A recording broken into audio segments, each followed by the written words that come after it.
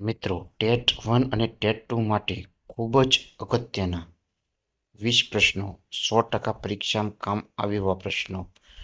ગુજરાત શૈક્ષણિક સંશોધન તાલીમ પરિષદ ગાંધીનગર દ્વારા કયું મેગેઝિન બહાર પાડવામાં આવે છે?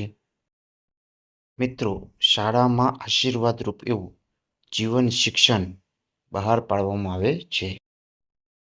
પ્રશ્ન 2. આરટી 2009 અંતર્ગત શાળાને મદદરૂપ થવા અને દેખરેખ રાખવા માટે શેની રચના કરવામાં આવી છે? એસએમસી સ્કૂલ મેનેજમેન્ટ કમિટીની રચના કરવામાં આવી છે. પ્રશ્ન 3. આરટી એક્ટમાં શાનો અધિકાર મળેલ છે? તો શિક્ષણનો અધિકાર મળેલ છે. 6 થી 14 વર્ષના તમામ બાળકોને મફત અને ફરજિયાત શિક્ષણનો અધિકાર આરટી એક્ટ 2009માં મળેલ છે. પ્રશ્ન નંબર 4. એસએમસીમાં કુલ સભ્યોની સંખ્યા કેટલી હોય છે? તો સ્કૂલ મેનેજમેન્ટ કમિટીની અંદર એસએમસીની અંદર કુલ 12 સભ્યો હોય છે. હવે મિત્રો, પ્રશ્ન નંબર 5. એસએમસીમાં શાળામાં ભણતા બાળકોના વાલીઓની કુલ સંખ્યા કેટલી હોય છે? તો એસએમસીની અંદર શાળાની અંદર જે બાળકો ભણે છે તેમાંથી 9 સભ્યો શાળાના ભણતા બાળકોના વાલીઓ જ હોય છે. પ્રશ્ન નંબર 6. એસએમસી મિટિંગ કેટલા મહિને બોલાવવાની હોય છે? તો એસએમસી મિટિંગ ઓછામાં ઓછી દર 3 મહિને એક મિટિંગ બોલાવવાની હોય છે, પરંતુ જો આકસ્મિક જરૂર પડે તો ગમે ત્યારે એસએમસી મિટિંગ બોલાવવાની હોય છે. પ્રશ્ન નંબર 7. સરકારી શાળામાં બાળકો માટે વાંચવાનું કયું મેગેઝિન આવે છે? તો સરકારી શાળાની અંદર વાંચવા માટે બાલ સૃષ્ટિ નામનું મેગેઝિન આવે છે. પ્રશ્ન નંબર 8. શિક્ષણને લગતા કાર્યક્રમ બતાવવા માટે ગુજરાત સરકારની કઈ ચેનલ કાર્યરત છે? તો ગુજરાતની અંદર વંદે ગુજરાતની અલગ અલગ નંબરની ચેનલો આવે છે, જેની અંદર શિક્ષણને લગતા કાર્યક્રમ બતાવવામાં આવે છે. પ્રશ્ન નંબર 9. ગુજરાતમાં જ્ઞાનકુંજ પ્રોજેક્ટની શરૂઆત ક્યારે કરવામાં આવી હતી? આ ખૂબ જ સરસ પ્રોજેક્ટ છે. 2017માં બાળકોને ડિજિટલ પ્લેટફોર્મથી જ્ઞાન મળે તે માટે જ્ઞાનકુંજ પ્રોજેક્ટ અમલમાં આવેલ છે.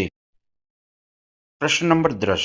ધોરણ 1 થી 12ના વિદ્યાર્થીઓ માટે રાજ્યના અભ્યાસક્રમ મુજબ કન્ટેન્ટ ધરાવતી એપ કઈ છે? તો જી શાલા એપ. પ્રશ્ન નંબર 11. જી શાલા એપ કયા વર્ષથી ચાલુ કરવામાં આવી હતી? આ એપ ખૂબ જ સરસ એપ છે, જે એપ 6/1/2021ના રોજ રાજ્ય સરકાર દ્વારા જી શાલા એપ ચાલુ કરવામાં આવી હતી. પ્રશ્ન નંબર 12. જી શાલા એપ સરકારી શાળાના વિદ્યાર્થીઓને શું કિંમતે આપવામાં આવે છે? તો સરકારી શાળાના વિદ્યાર્થીઓ માટે સંપૂર્ણપણે ફ્રી અમલમાં આવેલ છે. પ્રશ્ન નંબર 13. ભારત સરકારના શિક્ષણ મંત્રાલય હેઠળ શૈક્ષણિક સંશોધન તાલીમ પરિષદ એનસીઆર દ્વારા શિક્ષકો અને વિદ્યાર્થીઓના શિક્ષણ માટે કઈ એપ્લિકેશન છે? તો વિદ્યાર્થીઓ અને શિક્ષકો માટે દીક્ષા એપ્લિકેશન દ્વારા જુદી જુદી તાલીમ અને ટ્રેનિંગ આપવામાં આવે છે. પ્રશ્ન નંબર 14. રાષ્ટ્રીય શિક્ષણ નીતિ 2020 હેઠળ શરૂ કરાયેલ વન નેશન વન સ્ટુડન્ટમાં બાળકોને કયો આઈડી નંબર આપવામાં આવે છે? તો અપર આઈડી કાર્ડ આપવામાં આવશે. પ્રશ્ન નંબર 15. શાળાઓની આધુનિક ઇન્ફ્રાસ્ટ્રક્ચર અને સુવિધાઓ માટે કઈ યોજના અમલમાં છે?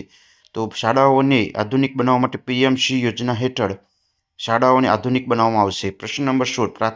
ભારતની પ્રથમ રાષ્ટ્રીય નીતિ કયા વર્ષમાં આવેલી હતી? તો ભારતની અંદર 1968ની અંદર આવેલી હતી. પ્રશ્ન નંબર 17. નવી શિક્ષણ નીતિનું માળખું શું છે? તો જવાબ 5+3+3+4 નવું માળખું છે. પ્રશ્ન નંબર 18. નવી શિક્ષણ નીતિમાં કયા ધોરણ સુધી માતૃભાષામાં શિક્ષણ આપવાની ભલામણ છે? તો ધોરણ 5 સુધી માતૃભાષામાં જ શિક્ષણ આપવાની ભલામણ કરવામાં આવેલ છે. પ્રશ્ન નંબર 19. નવી શિક્ષણ નીતિમાં ધોરણ 6 પછી નવું શું શરૂ થશે?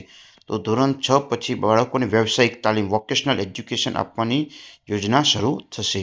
પ્રશ્ન નંબર 20. શિક્ષણ વિભાગ દ્વારા શૈક્ષણિક વર્ષ 2025-26થી 3 થી 8માં એકમ કસોટી બંધ કરીને કઈ પદ્ધતિ દાખલ કરવામાં આવી છે? ત્રિમાસિક કસોટી દાખલ કરવામાં આવેલ છે. મિત્રો, કન્ટેન્ટ પસંદ આવ્યું હોય તો ચેનલને સબસ્ક્રાઈબ જરૂરથી કરશો. તમારું એક સબસ્ક્રાઈબ અમારા માટે ખૂબ જ જરૂરી હોય છે. આભાર મિત્રો, થેન્ક યુ. આગળના વિડીયોમાં પાછા મળીશું. Good bye, best of luck.